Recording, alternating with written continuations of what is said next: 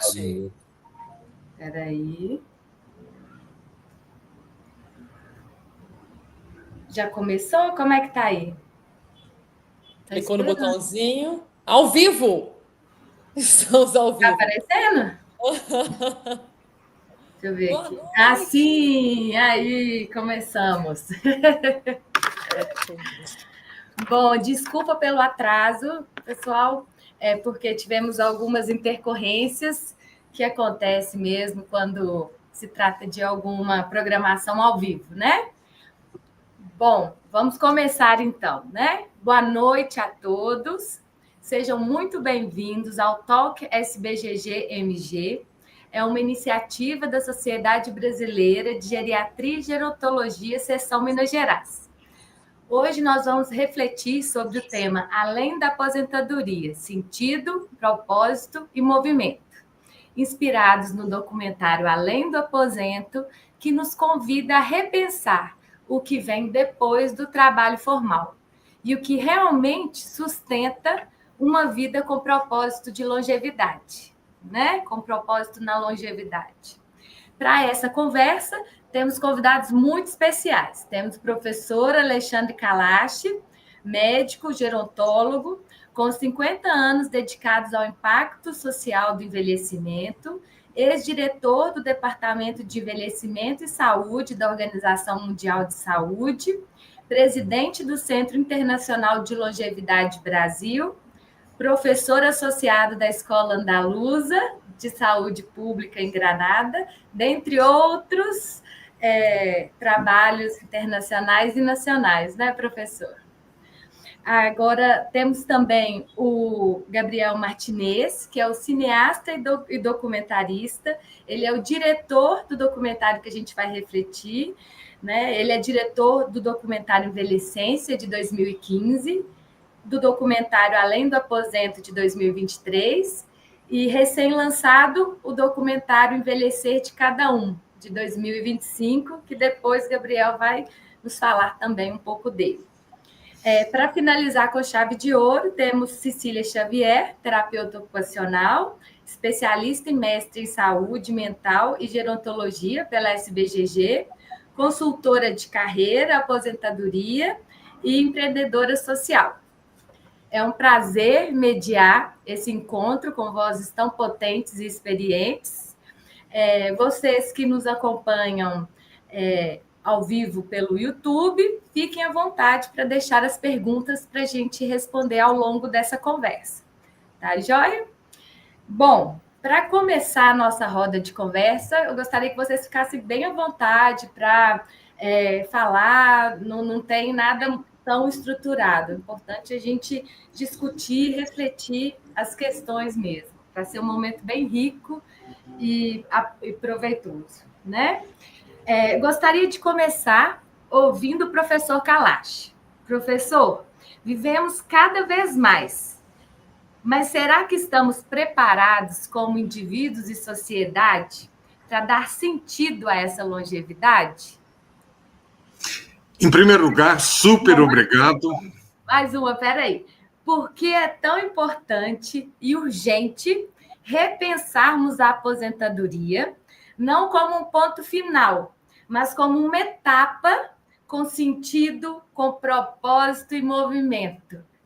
Deixa eu falar agora, sabe, professor? Pronto, agora você me confundiu, porque você fez duas perguntas, eu embolei as duas na minha cabeça e vou responder da melhor forma possível. Tá, João. Em primeiro lugar, eu queria agradecer. Acho fantástico que a Sociedade Brasileira de Gerontologia e Geriatria de Minas Gerais, meu estado de alma, vocês sabem que eu sou carioca, mas eu sou mineiro de coração. Então, daqui a pouquinho eu já estou falando mineirês. É só esperar um pouco que eu caio rapidinho na terra natal da minha mãe, onde eu passei os melhores momentos da minha infância, da minha adolescência. Sabia disso, Gabriel? Não. Aliás, sabia um pouco, sim, sabia um pouco, por conta dessa história que você já ouviu algumas vezes com a Evaristo. Com essa Conceição, exato. Exato.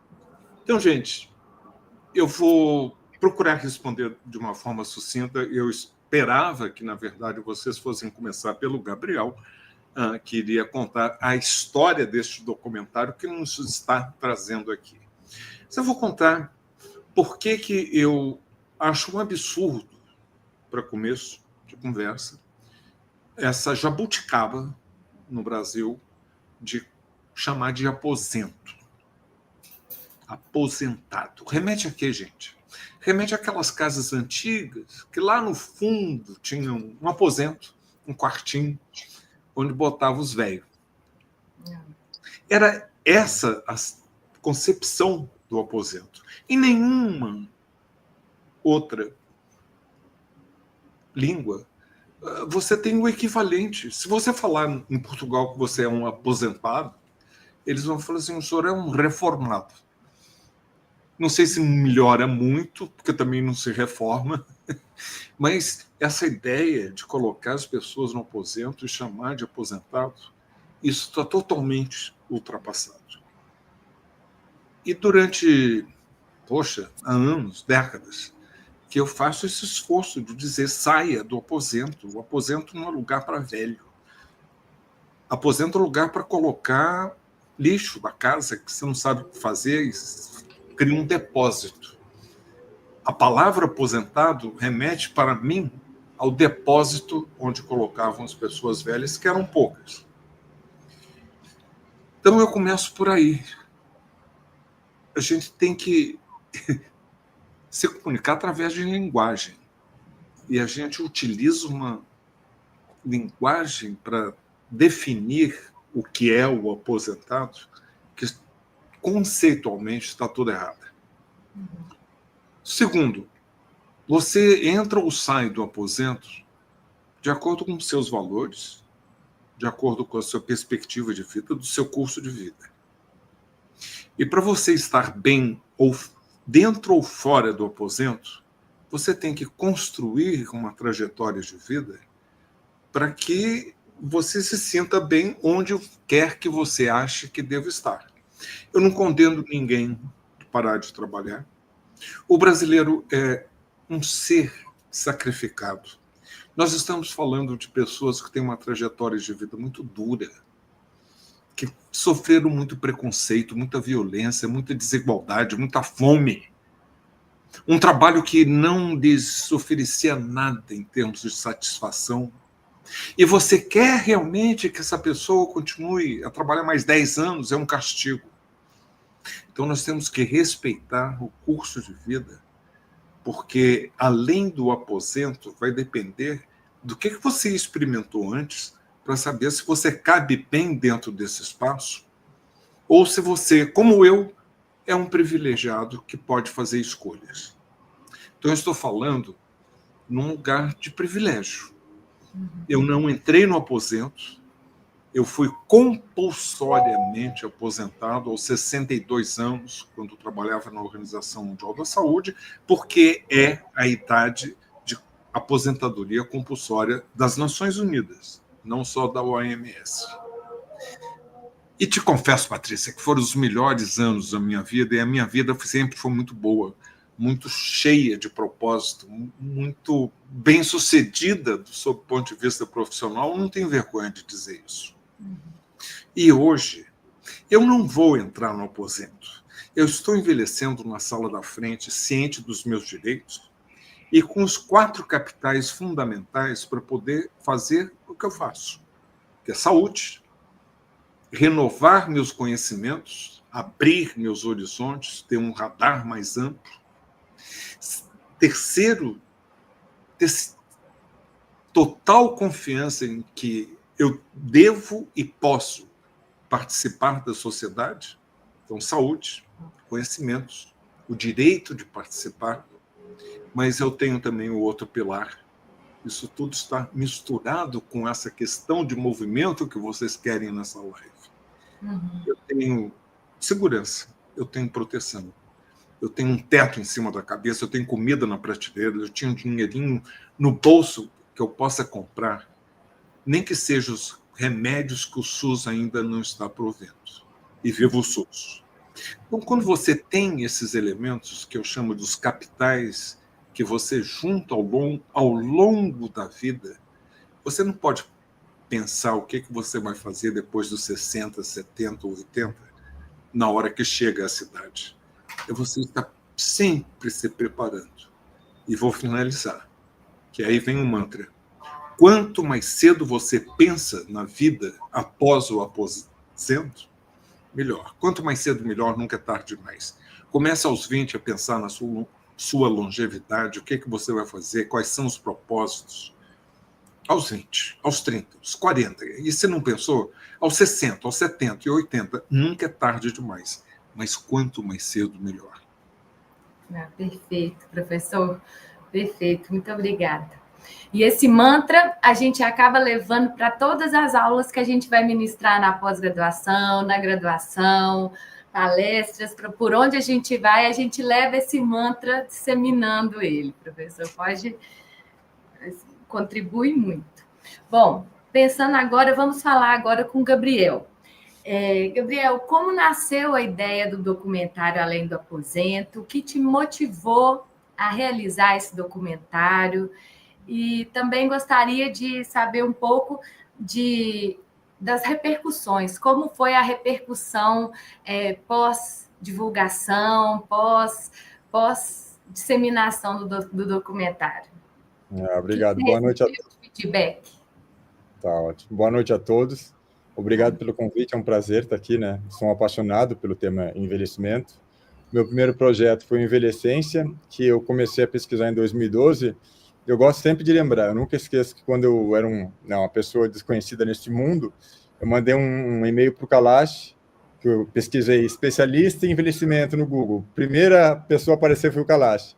E o Kalash, na época, sem me conhecer, de cara já falou, eu topo, conta comigo. E aquilo me impulsionou demais, porque imagina, em 2012, eu querendo fazer um documentário, já tenho a participação do Kalash, e depois, quase 10 anos para frente, de novo, eu tive a ideia de fazer um segundo documentário sobre envelhecimento, falei para o Kalash, mandei de novo e-mail para ele, e ele, de novo, Gabriel, pode contar comigo. Então, só queria gosto de deixar registrado, não é à toa que o Kalash é um grande incentivador do tema, porque ele realmente me deu força quando eu não era conhecido, depois do Envelhecência teve uma repercussão bacana, e para o Além do Aposento, ele novamente topou de primeira. Então, o Kalash sempre fica aqui registrado, meu muito obrigado.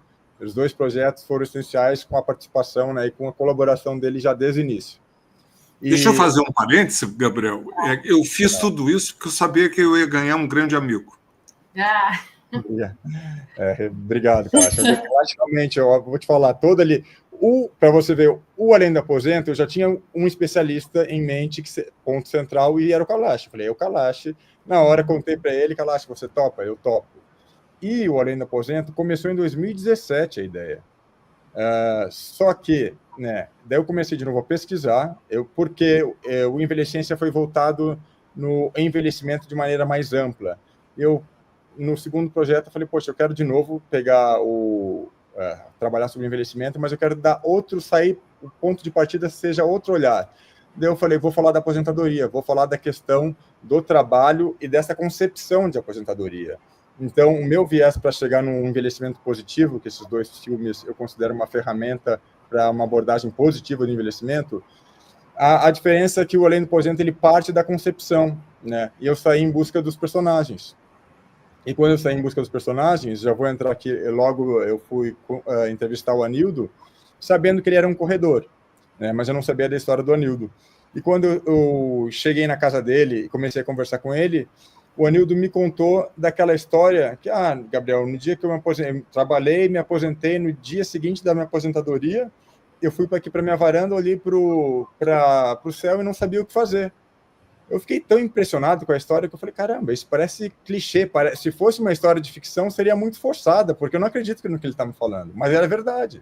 E daí ele começou a beber, porque ele ficou tão perdido, que ele ficou com tanto tempo livre, sem planejar, que caiu no alcoolismo por começar a frequentar o bar no período da manhã.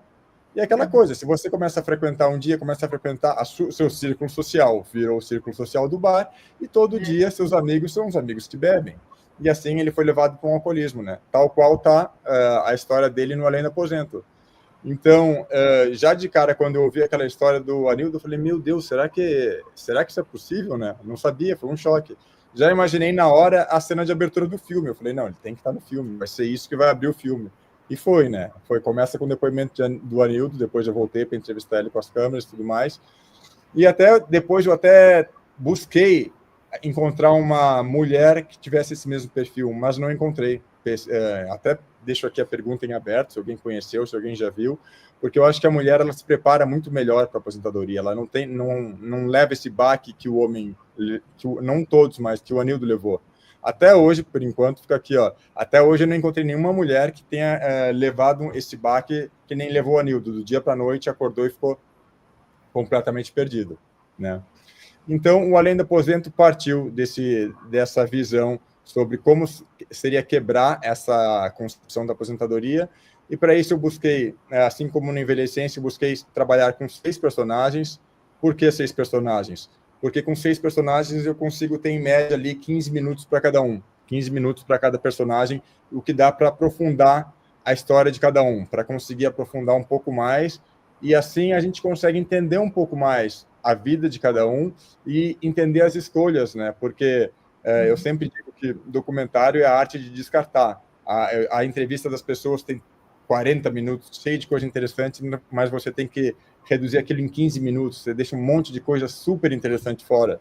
No Além do Aposento não foi diferente, eu tive que deixar a infância do Koji Teramito fora, a infância da Tomiko fora, que foi uma infância assim super sofrida, muito interessante, mas não dá tempo de trabalhar tudo isso, né? E com esses 6 personagens que estão no Além do Aposento, ajuda a gente a exercitar um pouco mais as diferentes visões, né? Porque tem pessoas que assistem o Além do Aposento e se identificam muito com o Guido ou com o Devarte, outra pessoa se identifica muito com a Tomiko por causa da osteoporose. Então, eu gosto de dar algumas, né? São poucas, mas já são mais que uma. Diferentes versões sobre envelhecimento para que as pessoas, que o filme consiga abranger um público maior, né? Eu fiz um outro filme agora, recentemente, lancei semana passada, O Envelhecer de Cada Um trabalho que eu fiz junto com a Lilian Liang, com o Marcel Iratsuka, com a Cláudia Suemoto, foi um trabalho incrível, que foi 11 pessoas só num documentário de 30 minutos. Acabou ficando 2 minutos para cada personagem. É interessante, mas não dá para se aprofundar tanto. Só para citar aqui que 6 personagens dá para se aprofundar um pouquinho mais de cada um. E, para não me alongar muito aqui, você perguntou da resposta, o retorno que eu tive com o filme. A repercussão. Olha, a repercussão foi muito bacana, porque eu fiz o Além do Aposento justamente para quebrar para pessoas que não estavam, digamos, vendo essa luz no fim do túnel, vendo uma nova forma de mudar, de virar a chave pós-aposentadoria, para elas conseguirem entender que algumas pessoas já passaram por isso e que isso aconteceu na vida delas, né? E elas foram muito bem-sucedidas. E eu recebi comentários, que eu até coloquei lá no Instagram, tem uma seção ali em cima em destaques de comentários que fazem trabalho valer a pena, de pessoas que mandaram, nossa, esse filme mudou minha vida, eu me aposentei, eu assisti ele, eu comecei a praticar, a correr, e hoje eu sou inspiração para muitas pessoas. Outra pessoa que me escreve assim, nossa, esse filme acordou os meus sonhos que estavam perdidos, eu tinha esquecido eles em algum lugar, não sabia onde, muito obrigado. Sabe, comentários desse tipo me fazem, poxa, a sensação de missão cumprida, porque era isso que eu almejava com o filme, passar essa possibilidade para as pessoas que não estavam conseguindo visualizar isso. E são vários comentários lá no YouTube mesmo, o pessoal pode ver na seção dos comentários.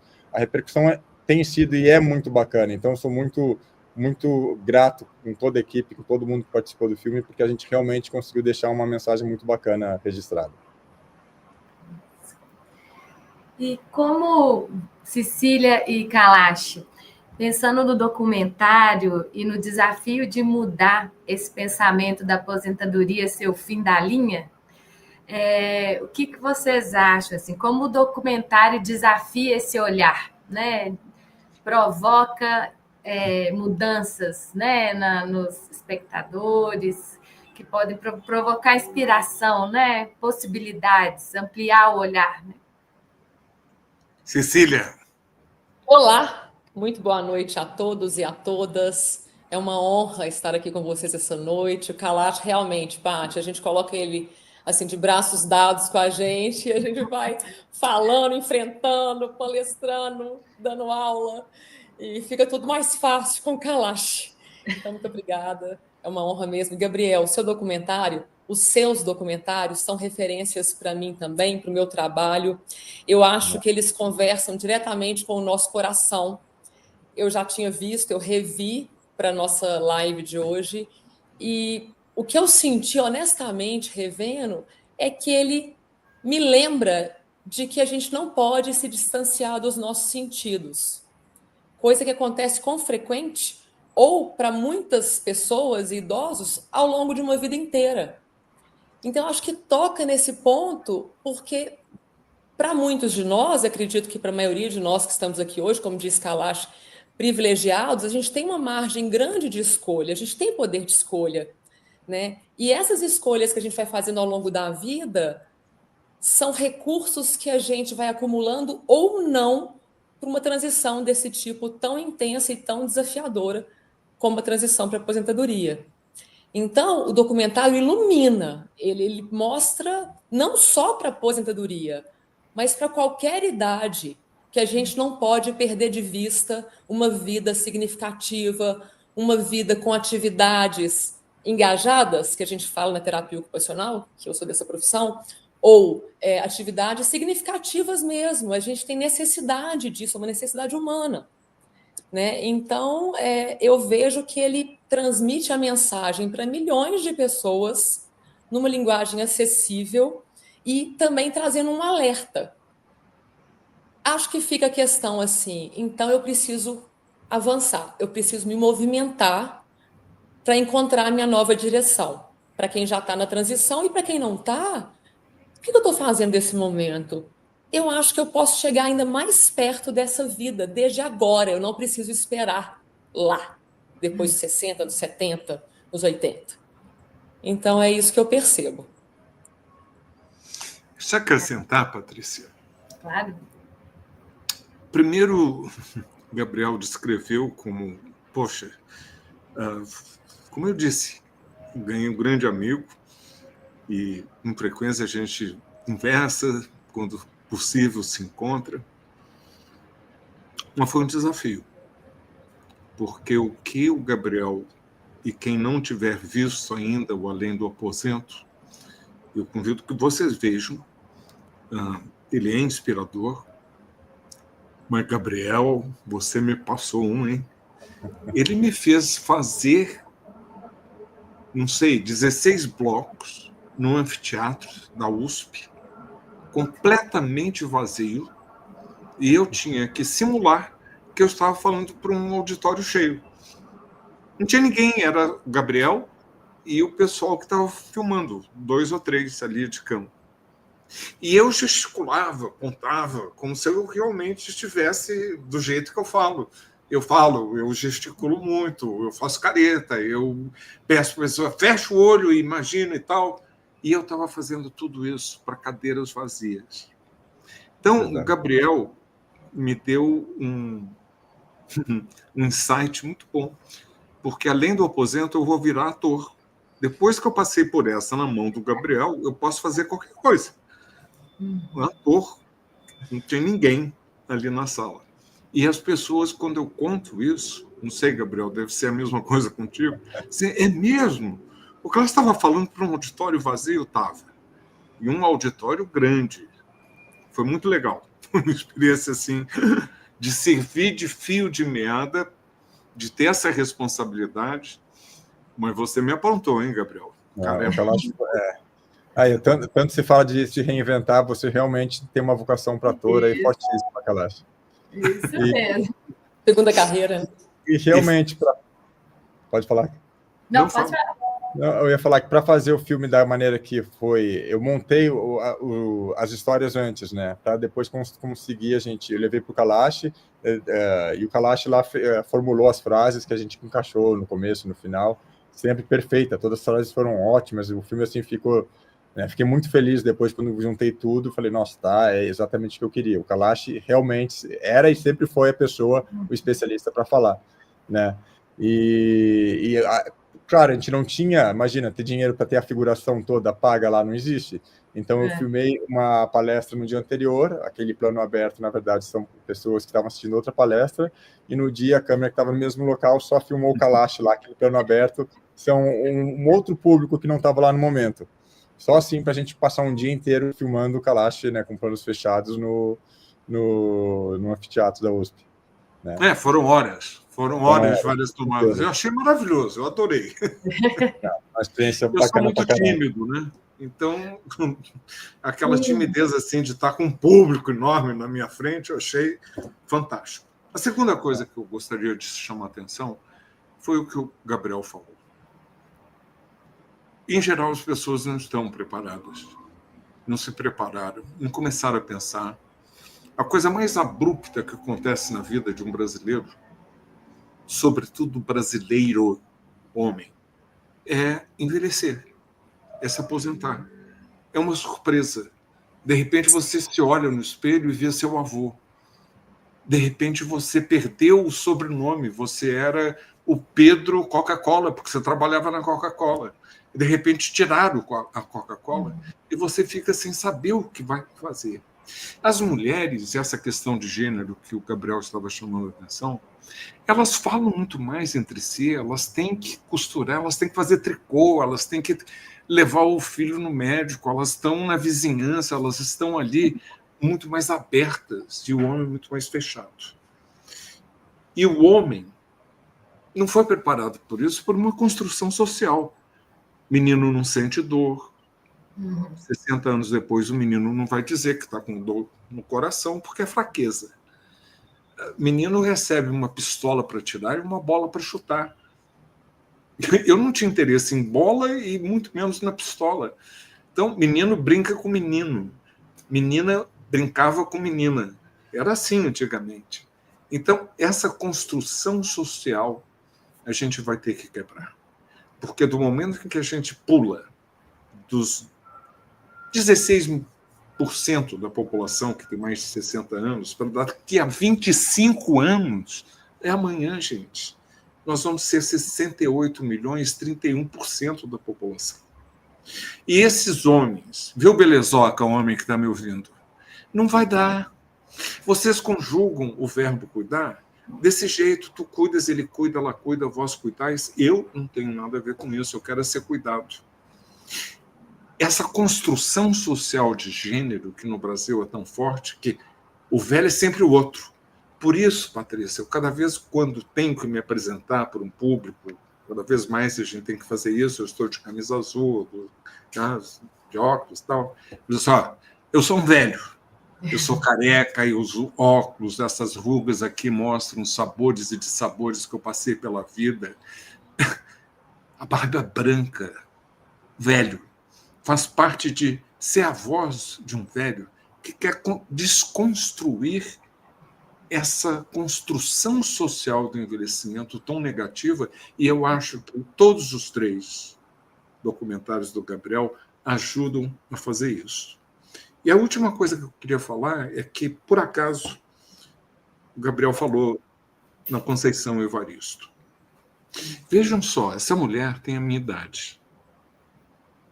Essa mulher só publicou um livro, primeiro livro, aos 60 anos, porque ela pagou.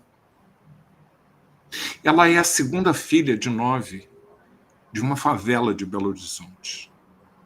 Enquanto eu ia para Belo Horizonte, para a casa dos meus avós, jogar bola, sem preocupação nenhuma, eu ia para o Mercado Central, aquela maravilha, comprar goiabada cascão com queijo de Minas, enquanto eu estava usufruindo no Parque Central, daquele playground que para mim era um sonho, tinha um escorregador que para mim, na cabeça e no meu tamanho, era um tobogã, ela estava do lado de fora porque aquele playground era cercado e ela estava com as roupas que não se sentia como negra também, com direito de participar.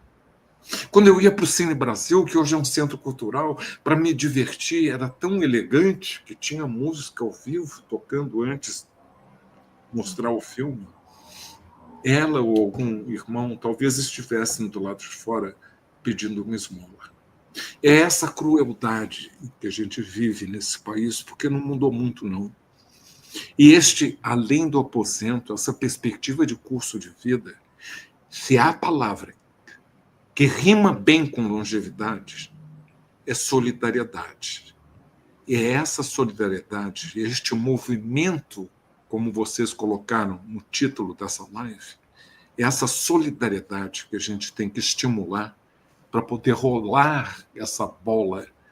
Caso contrário, com este envelhecimento tão rápido, nós vamos para sempre vender minério de ferro, soja e achar que está tudo bem.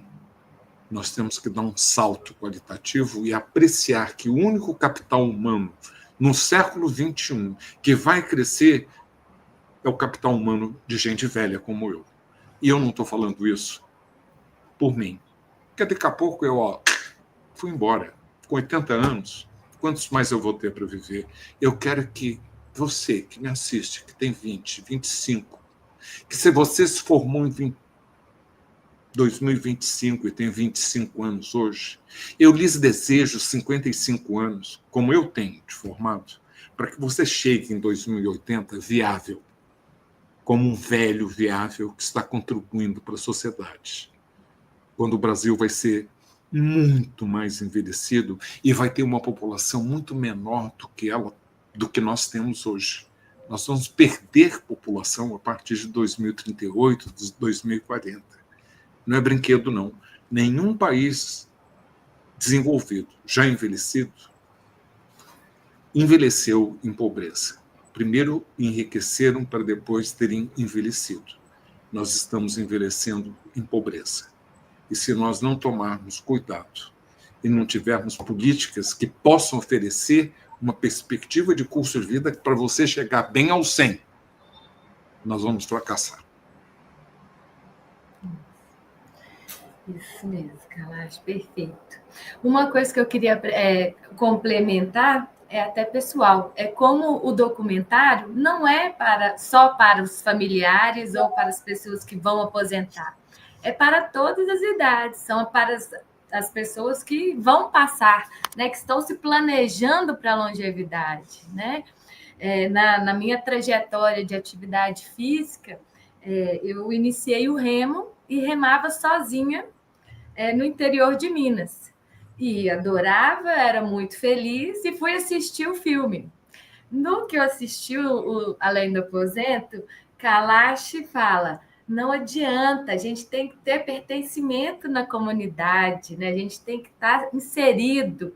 Não adianta eu estar fazendo de uma forma individualista o meu planejamento, né? A rede social, o suporte social, que é tão rico para os idosos, mas para o curso da vida, para além da velhice, né? Para o curso da vida. E eu já estou na 7ª expedição de remo, que eu saio de Minas e vou remar. Então, vale o convite para todas as idades assistirem um documentário. Né? Esse círculo social, essa inserção, né, na comunidade, um novo círculo social, diz muito respeito, por exemplo, à história da Tomiko, né? Porque a Tomiko era uma pessoa que, a partir de um diagnóstico de osteoporose, eu acho muito bacana, porque ela foi tratar da doença. O médico falou, faça caminhadas. E ela pensou simplesmente ir para o parque fazer caminhadas. Começaram as caminhadas. Numa rotina de caminhada, ela começou a conhecer pessoas na caminhada. Ela começou a criar um círculo social na caminhada. Ela não planejou nem almejou, eu vou para o parque conhecer pessoas. Ela foi caminhar pela saúde, começou a criar um círculo social, né, os amigos da caminhada. Esse círculo foi ficando cada vez mais forte, porque as caminhadas viraram a rotina dela. O círculo social encorajou ela a correr de uma maneira tão forte que ela nem queria correr, mas, né, aqueles amigos, não, você vai porque, para eles, para os amigos que corriam, era uma coisa muito boa. Então, você entende o lado do amigo, não, você vai, porque você vai ver como é bom. Só que, claro, ela não estando preparada e não estando muito afim, ela não foi preparada, ela foi correr meio que levada sem estar preparada corretamente. Foi para a primeira corrida com os amigos que levaram e acabou que ela desmaiou. Só que daí vem o fator da Tomiko, que ela se sentiu desafiada, né? Foi uma coisa dela assim de não vou parar por aqui. Desmaiou na primeira corrida, acordou e todo mundo falou, não, agora ela vai desistir. Mas ela falou pelo contrário, não, agora eu vou.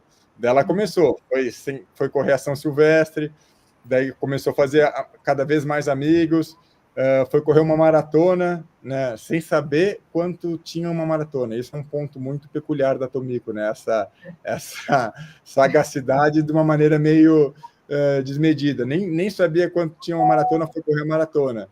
Completando a maratona, foi encorajada a correr uma ultra.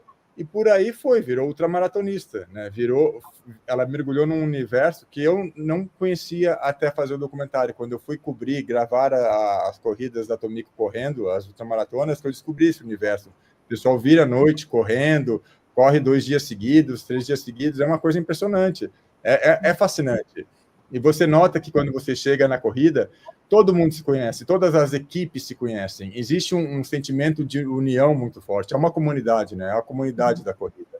E o quanto que, né, falando em comunidade, o quanto que uma coisa leva a outra. Amigos, também ela se cruza com a história do Anildo, que o Anildo estava, né, indo para o bar todo dia, estava alcoólatra, e um amigo que já foi um amigo do bar, passou e falou, não, vamos lá que eu vou te levar para a corrida.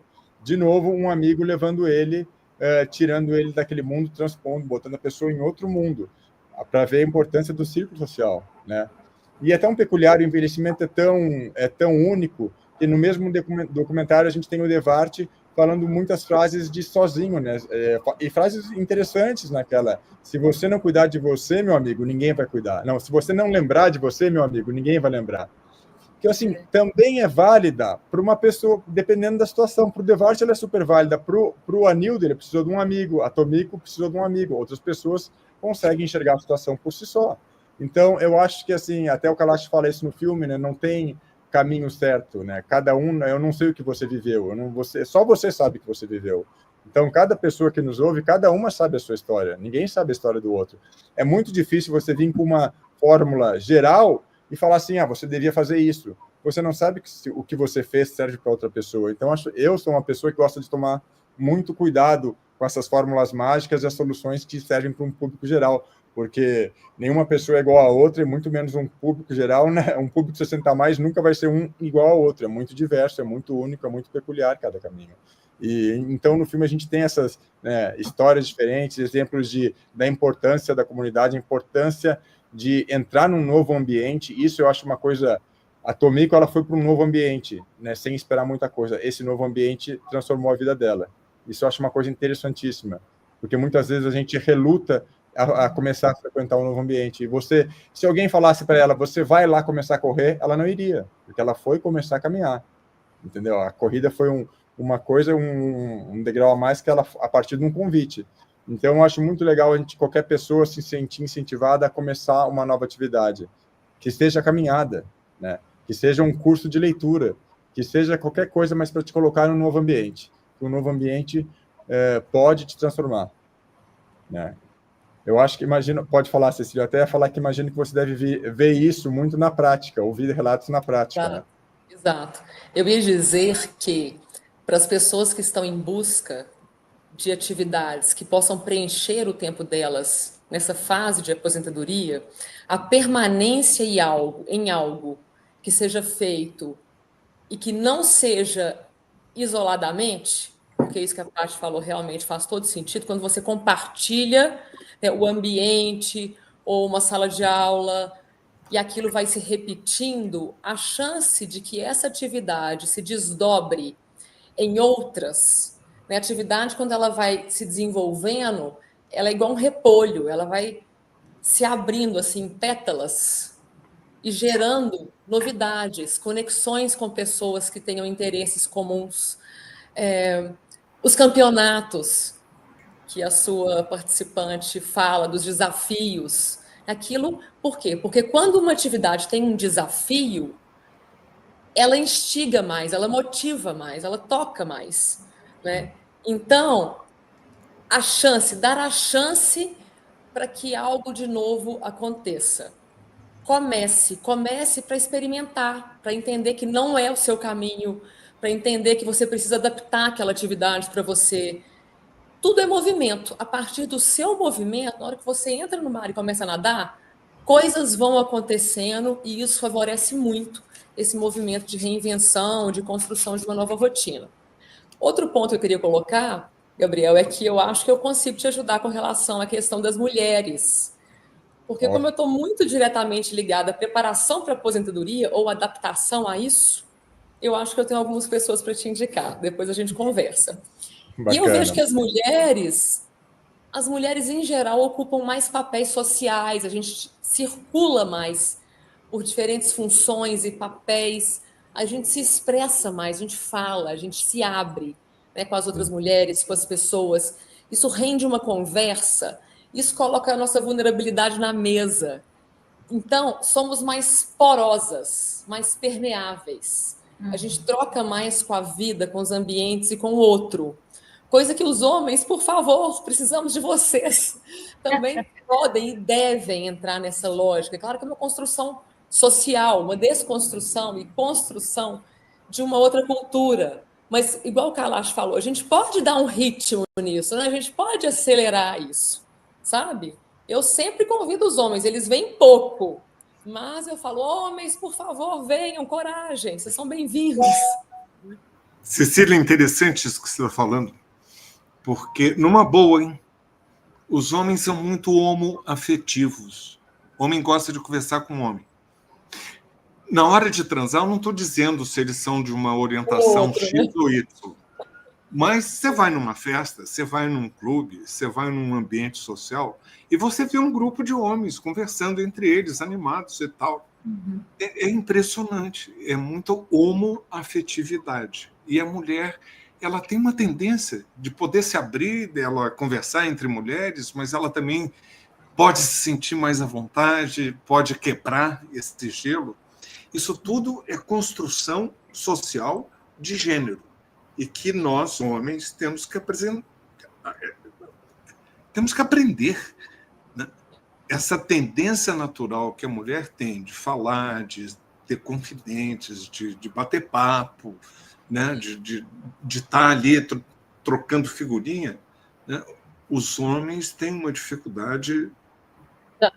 Eu falo com meu marido assim, Kalash, você não percebeu? Porque eu fico, né, com as antenas ligadas, eu adoro esses assuntos, fico observando sempre.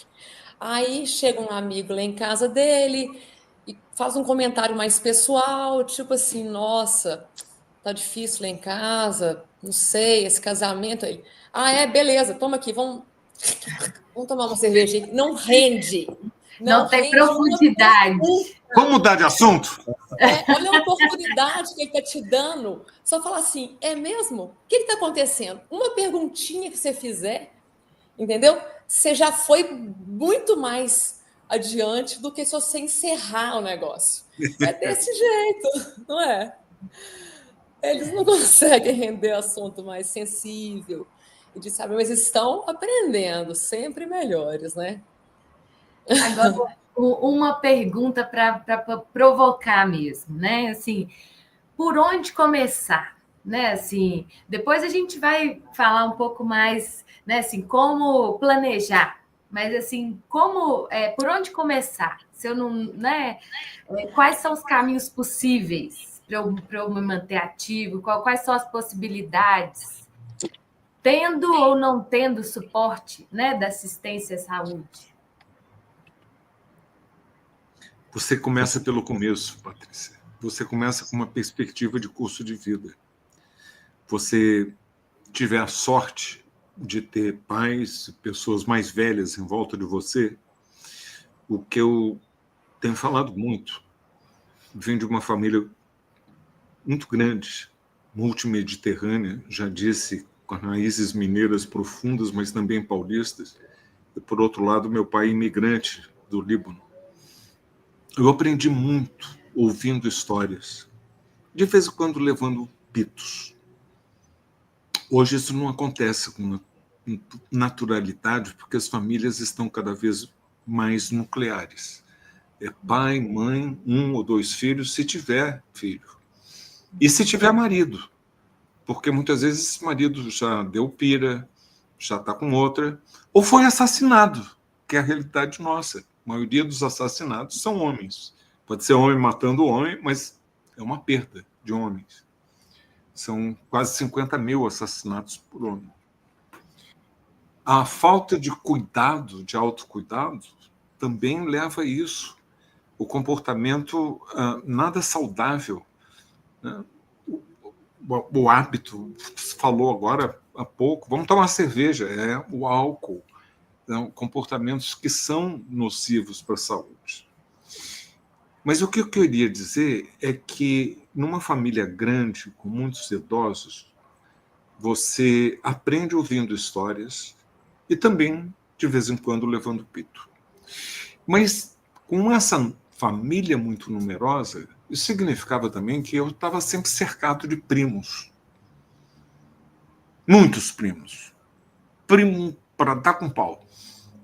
E com os primos você brinca e briga e aprende o seu lugar. Se você é filho único, mimado, você não está fazendo esse jogo para poder encontrar o seu lugar, então é isso. Você brinca e briga com os primos e aprende. E você ouve histórias, leva pitos e aprende a crescer e a envelhecer. A gente tem que fazer o esforço que documentários como o do Gabriel nos ensina. A gente tem que preencher essas lacunas.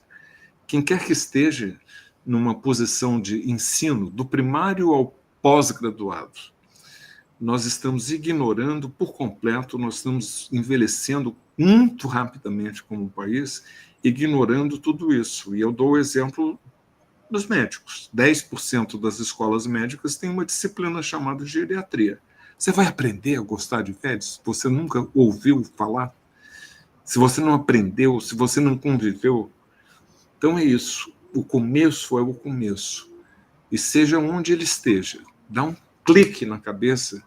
Os documentários do Gabriel estão mostrando isso, para você perceber que você pode ser um jovenzinho de hoje, mas não vai ser para sempre, não, viu? O melhor que te pode acontecer é envelhecer. Muito bom. Olha, complementar, Gabriel? Sim. Eu vejo algumas questões nisso. Primeiro, que preparação para a longevidade, para a vida, para a aposentadoria, ela se dá com qualquer atitude que a gente tenha de autocuidado, né? A favor da vida, de uma vida com qualidade. Então, isso pode ser na saúde mental, pode ser na saúde física, financeiro, conhecimento e por aí vai, né? E tudo isso que a gente vai agregando e acumulando de recursos variados ao longo da vida vai participar da nossa transição lá na frente. Então, é um ponto de vista que talvez possa dar mais clareza para as pessoas que querem, de fato, começarem uma preparação mais específica, mais direcionada.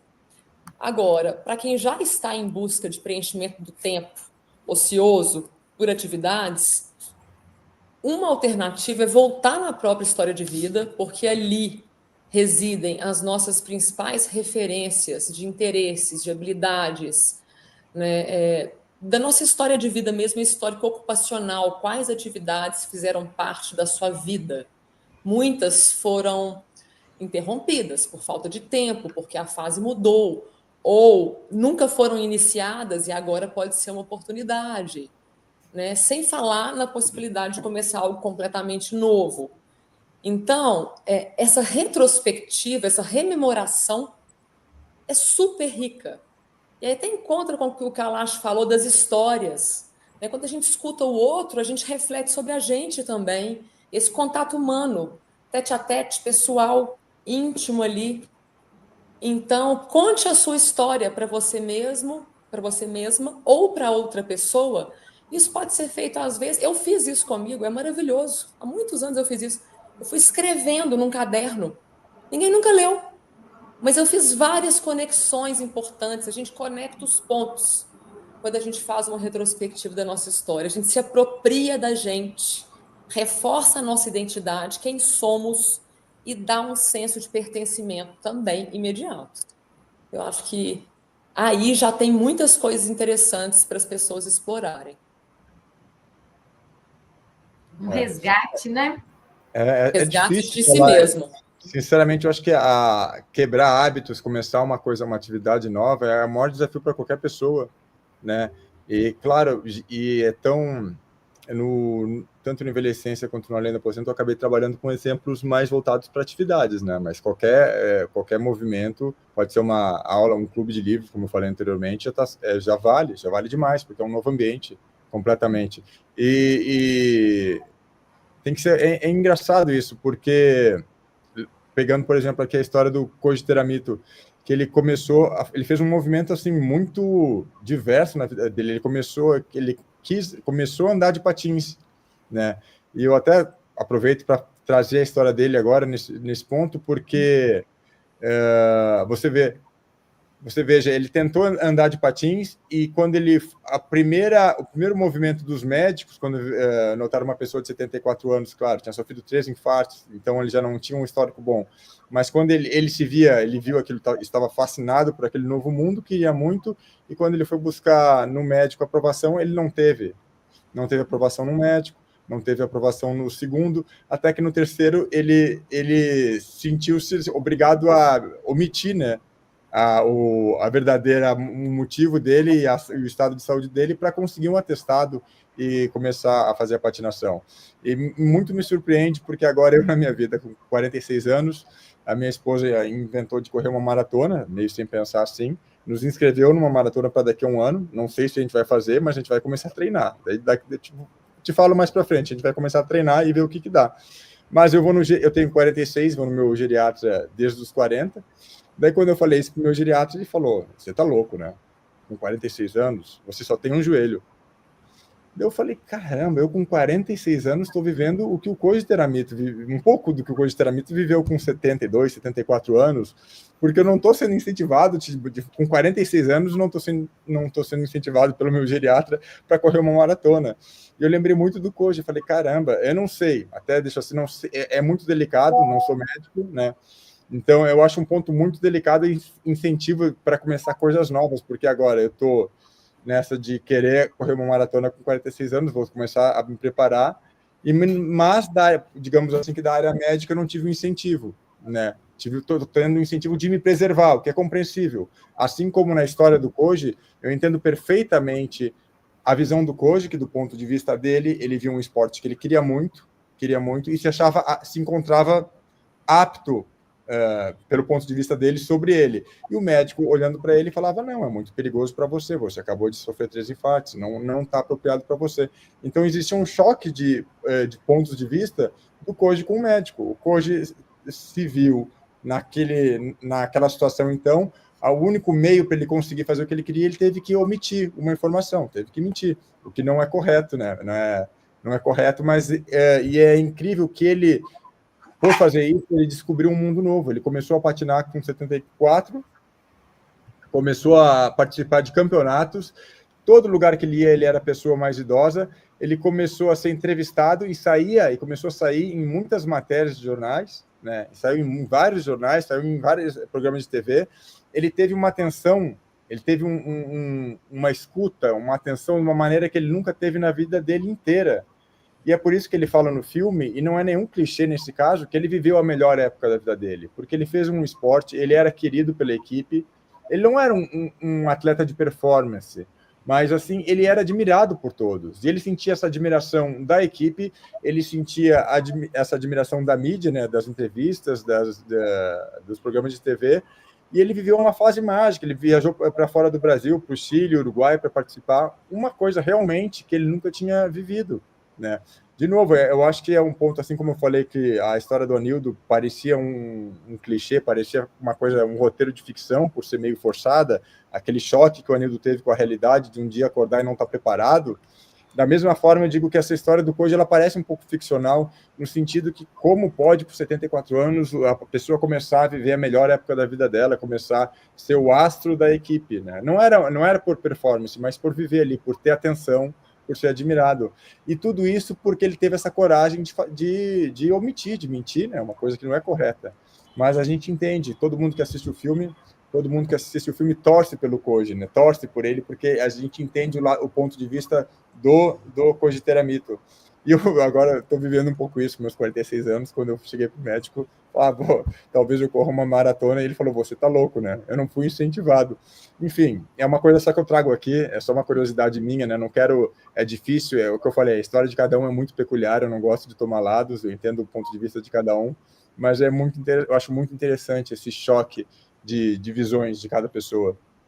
Mas vale muita reflexão, né? Assim, é muito delicada a questão, o tema, mas vale muita reflexão, porque hoje em dia os médicos, né, os profissionais de saúde, o fisioterapeuta, tem que revisitar mesmo, né? O que faz a prática baseada em evidência, a medicina baseada em evidência é o quê? É um pilar que é a literatura atualizada, né? A evidência científica. O outro pilar é o que o profissional é expert, né? A especialidade dele nas suas ferramentas de atendimento. E a outra é a preferência do paciente. Bom, o Koji, ele omitiu, né? Se arriscou fazendo isso. Poderia ter tido uma intercorrência de fratura de quadril? Poderia. Mas, né, o que cabe a nós assim pensar hoje é o quê? É repensar como que a gente está dando importância ou não no qual que é a preferência do paciente. Bom, esse paciente quer começar a correr. Ele tem 70 anos, vamos pensar. Ele quer, isso traz motivação para ele. Então, assim, eu acho que vale a pena muito trazer o que a literatura científicas, falar, olha, a literatura mostra que XXX sobre né, por exemplo, patinação. A literatura mostra que há mais risco de fratura de quadril para a pessoa idosa patinar, maior risco de queda, né? Mas se realmente a pessoa quer patinar, cabe à equipe multidisciplinar tentar discutir o caso, trazer uma melhor complementação, um treino adequado, uma reabilitação adequada, uma nutrição, um ajuste de medicação, tudo para em prol, dar um suporte mesmo para o paciente conseguir fazer o que faz sentido para ele, porque senão a gente só vai podando o que realmente traz um propósito, que realmente traz ele para uma atividade física engajada, né? Muito legal, Paty, porque o que significa para uma pessoa idosa, sem engajamento na vida, aposentada, no caso, naquele vazio angustiante, ser privado da atividade que ele está interessado em fazer? Talvez isso seja a própria morte já. Só um ponto de vista, né? Então, assim, qual o risco que ele corre em permanecer ocioso e preso dentro de casa, no aposento, esquecido? Existe um risco grande nisso também, né? E eu acho que esbarra também na questão da autonomia da pessoa idosa. A nossa autonomia enquanto sujeito, né? E para a pessoa idosa, que é um adulto, muitas vezes, lúcido, dono de si, com seu dinheiro, e que isso vai sendo arrancado dele simplesmente pela idade. Então, ok, como que a gente, nós hoje, na nossa idade aqui, os 40 e X, né? Tirando Kalash. Não, eu sei, tirando Kalash. Você tem atividade, você trabalha mais que eu, tá tudo certo. Você pode ser incluído aqui nesse exemplo. Como que a gente lida com o que os profissionais da saúde falam com a gente? A gente escuta, pensa e decide o que a gente vai fazer ou não. Não é verdade? A gente faz muitas coisas que a gente sabe que a gente não deveria, que não é o ideal. O idoso também vai fazer isso, porque ele tem autonomia, né? E me impressiona, Gabriel, essa fala, porque aí eu acho que entra também na questão do idadismo, do etarismo, do preconceito com a idade. Como assim? 46 anos não pode começar a correr maratona? Não, eu acho que já entra uma confusão aí com relação a preconceitos, estereótipos, entendeu? Uma coisa, a caixinha diz que pessoas de 46 anos não começam a correr. Não, eu acho que é um conservadorismo que hoje em dia é necessário mexer nisso, né? A gente tem que entender que a preferência do paciente tem um peso e que a equipe multidisciplinar ela pode dar o suporte para ele alcançar a atividade física engajada que fizer sentido, né? Kalash. Pode falar, Gabriel. Não, só para complementar, eu acho que o meu geriatra, os pacientes dele são muito mais idosos, mais velhos que eu, né? Estou com 46, somos mais novos. Então, ele está acostumado a ver muita gente com desgastes, né, maiores lá com seus 70, 80, então ele já tenta me preservar. Não faz isso com o seu joelho, porque eu acho que é o ponto de vista dele, daí que meio que mistura com a história do Koji, no sentido de ser o ponto de vista de cada um. O Koji, para ele, aquilo era plenamente plausível para ele, e para o médico era uma loucura. Então, eu acho que é um pouco da mesma coisa. Para mim, pode ser plenamente plausível, e para o meu médico fala assim, para que ele vai fazer isso? Desgastar o joelho? Então, bate muito nesse... E realmente, eu queria participar um conservadorismo, ele quer me conservar, impedir que eu me... Então, é como cada um vê. A vida não é preto no branco, né? São coisas que cada um vê de uma maneira diferente, e é isso. Tem um aspecto importante. Eu não estou em forma alguma criticando o seu geriatra, nem sei quem é, nem quero saber. Eu estou colocando de uma forma geral. Os nossos profissionais da saúde, eles estão treinados para lidar com criancinha e mulher grávida. Nós estamos formando profissionais da saúde para o século XX, não para o século XXI. Então, todas essas atitudes, e não é só falta de conhecimento, tudo muda à medida em que a gente envelhece, da anatomia, fisiologia, fisiopatologia, muda a interação dos medicamentos, a dosagem deles, a apresentação de doenças, tudo muda. Mas você não aprende isso. Então, o que eu acho é que nós temos que dar um banho de gerontologia para que todos os futuros médicos, nutricionistas, psicólogos, fisioterapeutas, treinadores de atividade física, cineastas, designers, planejadores urbanos, todo mundo vai ter que aprender mais sobre envelhecimento. E isso implica também em ter atitudes diferentes. Agora, Gabriel, vai com calma, porque não é... E eu sei que você pratica atividade física diferente, mas aquele cara que nunca praticou e que não tem uma musculatura forte para poder aguentar o PAC, caia na real. A espécie humana é metida besta. Nós deveríamos ser quadrúpedes. Toda a nossa musculatura foi feita para a gente andar de 4. A mulher grávida tem todo o problema de não sustentar por baixo o peso do neném, é transversal. Mas, claro, sendo bípede, isso acaba que todo o seu peso e esforço acabe naquele joelhinho que, se não tiver uma musculatura adequada, ele vai sofrer sim. E a maioria das pessoas sofre. O joelho, as artroses. Além do mais, é uma perspectiva de curso de vida.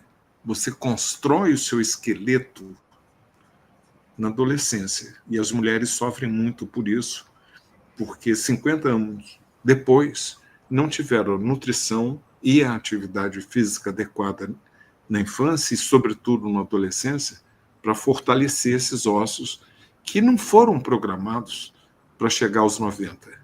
A espécie humana foi programada para chegar à idade que vocês têm. A expectativa de vida quando eu nasci era de 46, Gabriel. Eu já era para ter ido na tua idade. Então, tudo isso a gente tem que levar em conta. Patrícia, eu preciso fazer uma pergunta que eu não queria fazer em público, mas eu vou fazer. A expectativa é de duração de quanto? Porque eu marquei um jantar às 8h30. Ah, tá. Não tem problema não, a gente já está finalizando, né? Vamos só, então, falar algumas questões aqui. Cecília, passa um pouquinho para a gente da sua experiência, como passar pelo processo de transição, assim, por onde começar pensando nesse acompanhamento com a terapia ocupacional, assim. Bom, eu falei um pouquinho disso logo aqui, né? Um pouquinho de tempo atrás. Eu acho que a pessoa tem que começar por ela mesma, pela história de vida dela, pelas possibilidades que ela tem, considerando-se também as limitações que ela tem, e isso podem ser para muitas pessoas limitações importantes, físicas, emocionais, financeiras, sociais, né? A diversidade no processo de envelhecimento, que o Kalash falou, o Gabriel falou, a gente conversa disso também. Então, cada processo de transição é totalmente único, exclusivo, isso precisa ser respeitado. Então, ao olhar para o lado e ver seu colega bem adaptado, viajando ou entrando na aula de dança, não significa que você vá ser feliz da mesma forma, né? Parece óbvio falar isso, mas é um dos pontos de angústia de muita gente. A prescrição de atividades não funciona para ninguém, né? Não tem um protocolo que a gente vai aplicar que vai funcionar para todo mundo. Eu acho que alguns pilares existem. O pilar de que o seu processo é só seu, o pilar de que algo que te interesse e que converse com a sua história tende a trazer melhores resultados com relação ao engajamento à vida, aos sentidos. O movimento, algum tipo de iniciativa e de ação você vai ter que fazer. Não tem jeito. Na passividade total, nenhuma mudança acontece. Nenhuma mudança acontece. Eu costumo dizer que a ação é o coração de qualquer projeto de vida, de qualquer projeto de futuro. A gente para sentir, eu falo de 3 pilares, né, no projeto de vida, projeto de aposentadoria. A gente precisa parar um pouquinho para sentir e para refletir, reflexões de qualidade, que podem ser feitas sozinho ou com alguém. A gente precisa planejar, e aí vem uma questão que muita gente fala assim, tem uma empresa lançando um programa maravilhoso de preparação para aposentadoria e poucas pessoas vão participar. Por equívocos de interpretação, por acharem que o programa vai convidá-los a se aposentar, ou o contrário, por pensarem que o programa vai convencê-los a não se aposentar. Tem coisas incríveis com relação a isso. Mas o momento do planejamento, não basta me falar que é só... Não, eu já sei, Cecília, o que eu vou fazer. Eu já tenho tudo aqui na minha cabeça. Para algumas pessoas, isso acontece lindamente. Para outras, várias, não. Aí entra a necessidade de um planejamento um pouco mais cuidadoso, né? Mas colocar no papel, que seja papel e caneta, o que você quer da sua vida e o que você precisa fazer para chegar lá. Dá um pouco mais de estrutura, de corpo para esse projeto, porque é muito desafiador. Não é uma trajetória simples e fácil, né? A gente vê isso o tempo inteiro. Então, parar para pensar e sentir, planejar, papel e caneta, escrever, tira do corpo, coloca no papel, que já é a primeira forma de concretização de algo novo. E o terceiro pilar, a ação. Porque sem alguma ação, nada vai caminhar, nada vai se desenvolver. Então, eu acho que é por aí. Isso. Bom, e para a gente pensar em ir finalizando a nossa live, Kalash, gostaria que você... Kalash saiu? Não, acho que foi som. Kalash, gostaria que você fizesse as suas considerações finais, assim. Qual mensagem final que você gostaria de passar para as pessoas? Ela está com o áudio desligado. O áudio está desligado. A mensagem final, Patrícia, é a mensagem inicial. Você será, no final da vida, uma somatória das vivências que você teve ao longo da vida. Quando a nossa vida era de 46 anos, minha expectativa de vida, ou a mais alta do mundo, em 1900, da Alemanha, 46 anos.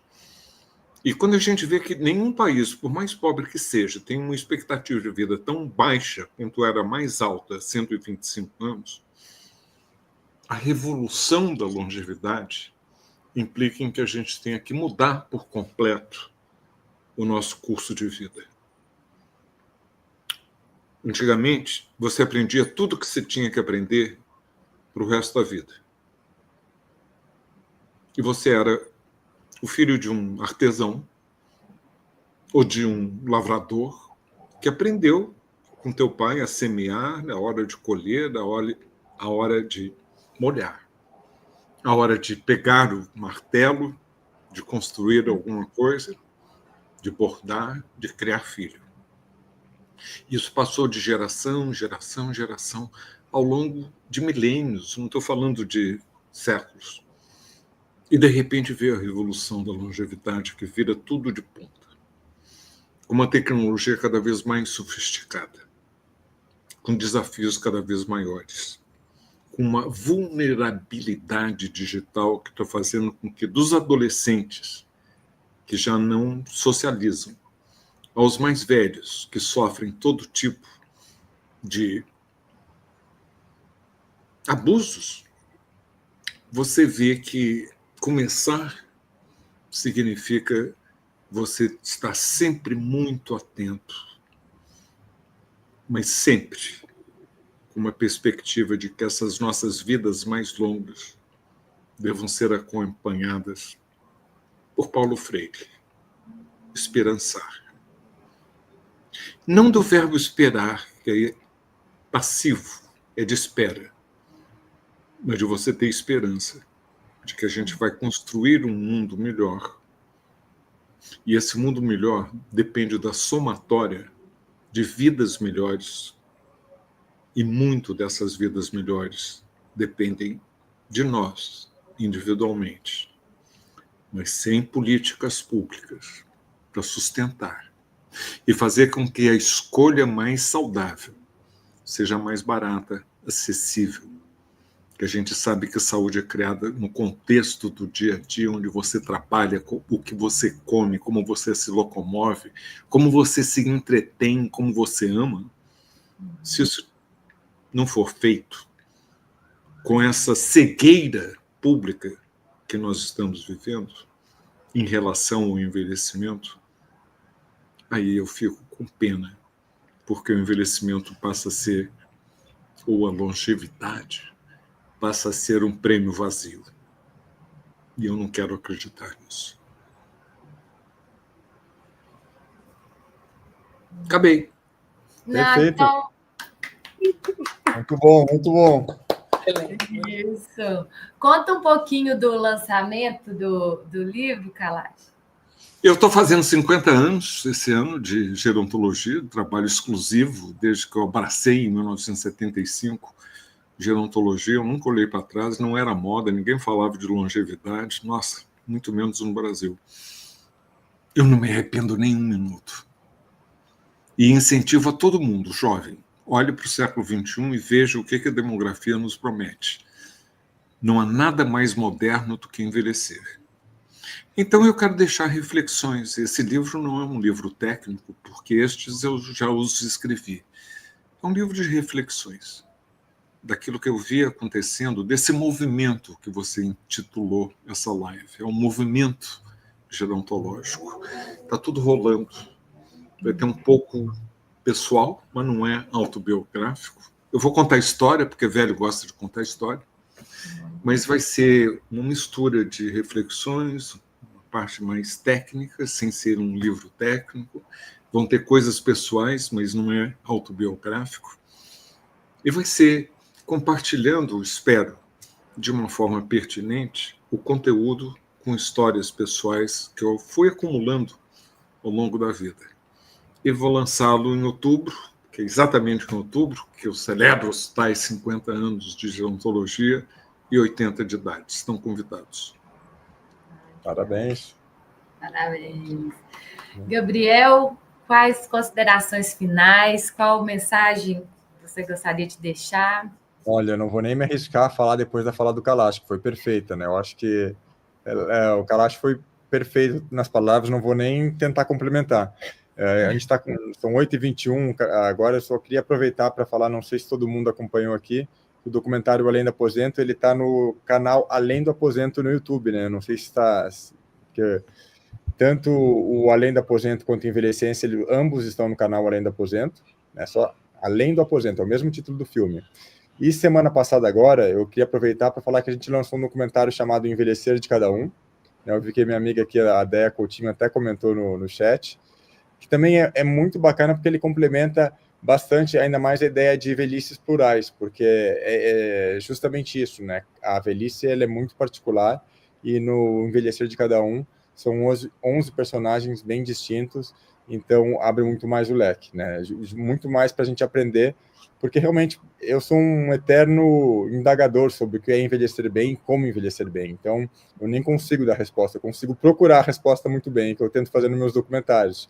Envelhecer de cada um explora isso mais uma vez, dessa vez de uma forma mais abrangente que nos documentários anteriores, o Envelhecência e o Além do Aposento, né? E agradecer a participação, adorei o convite, adorei a conversa, prazer conhecer a Cecília, que eu não conhecia antes, né? A Patrícia também, como conversamos hoje, e o Kalash, mais uma vez, né? Esse amigo que eu ganhei desde o Envelhecência em 2012. Obrigado por tudo, obrigado aqui pelo convite. Que é isso. Cecília?